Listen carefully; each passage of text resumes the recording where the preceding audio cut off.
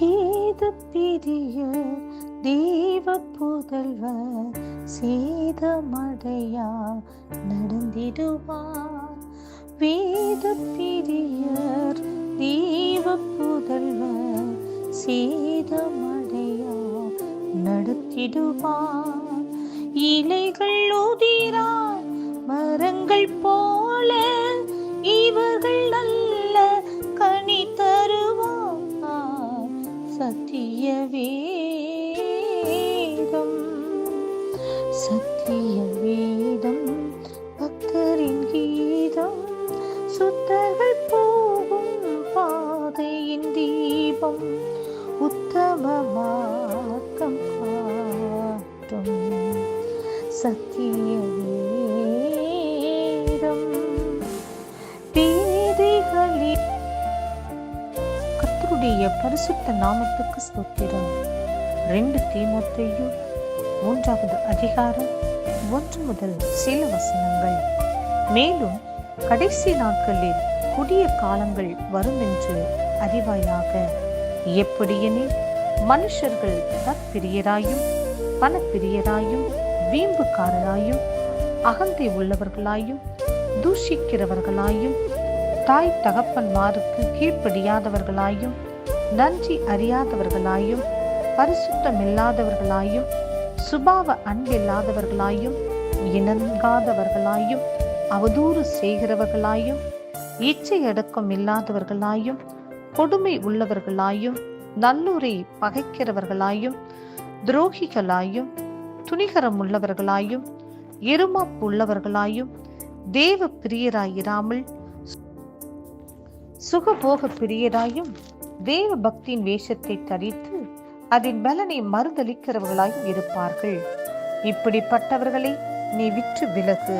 ஆம் பிரியமானவர்களே, இந்த வேத பகுதியில் 20 காரியத்தை அப்போஸ்தலன் பவுல் மூலமாக தீமோத்தேயுவுக்கு கர்த்தர் எச்சரிப்பு கொடுக்கிறதை நாம் பார்க்கின்றோம்.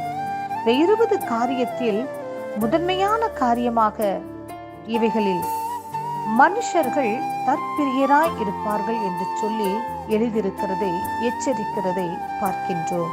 பிரியமானவர்களே, ஆம், இன்றைக்கும் அநேக பிள்ளைகள் தனக்கானவைகளை தன்னுடையவைகளை நேசித்து அவைகளில் பிரியப்பட்டு அவைகளுக்காக நேரங்களையும் காலங்களையும் தன்னுடைய சகலவற்றையும் செலவு செய்கிறதை பார்க்கின்றோம். பிரியமானவர்களே, தன்னைத்தானே அதிகமாக நேசித்து தனக்கானவைகளை முக்கியத்துவப்படுத்தி அவைகளுக்கு மாத்திரமே முன்னுரிமை தருகிறவர்களாக இருக்கிறார்கள்.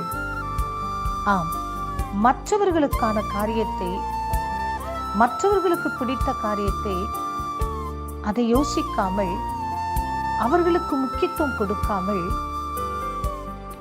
சுயநலமாகவே இருக்கிறதை பார்க்கின்றோம். தனக்கு ஒரு விஷயம் என்று சொன்னால் துடித்து விடுவார்கள். ஆனால் மற்றவர்களுக்கு ஒரு விஷயம் என்று சொன்னால், ஒரு கஷ்டம் என்று சொன்னால் அதை குறித்து பெரிதாக யோசிக்க மாட்டார்கள். ஆண்டவராக இயேசு கிறிஸ்து அவருடைய பிள்ளைகள் என்று சொல்கிற நாம் எப்படி இருக்க வேண்டும் என்று சொல்லி அவர் வாழ்ந்து காண்பித்து சென்றார்.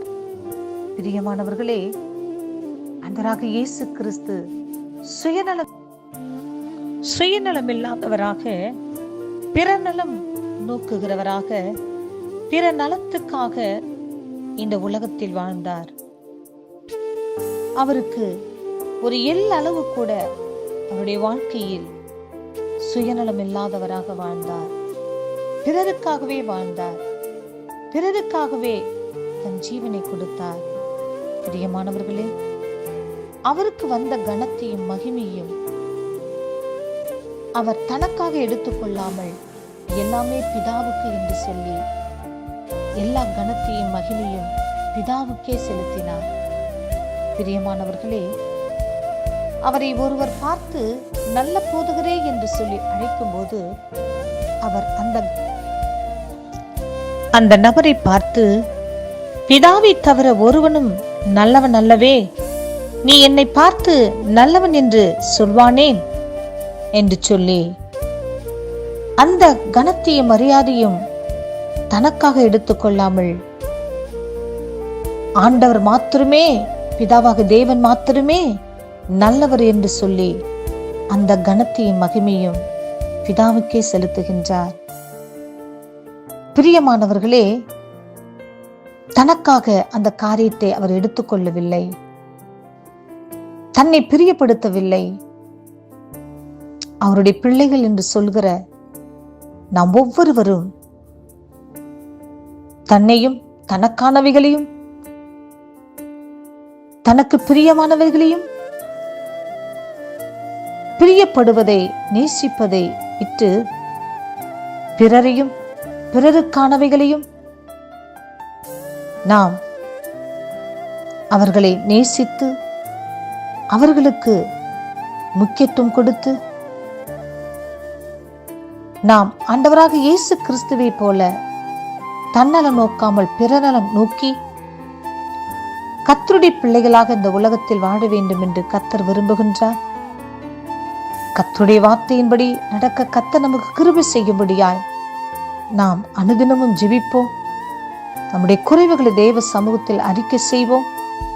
பரலோக ராஜ்யத்திற்கு பங்காளிகளாக மாறுவோம். கர்த்தர் இந்த வார்த்தையை ஆசீர்வதிப்பாராக. ஆமென்.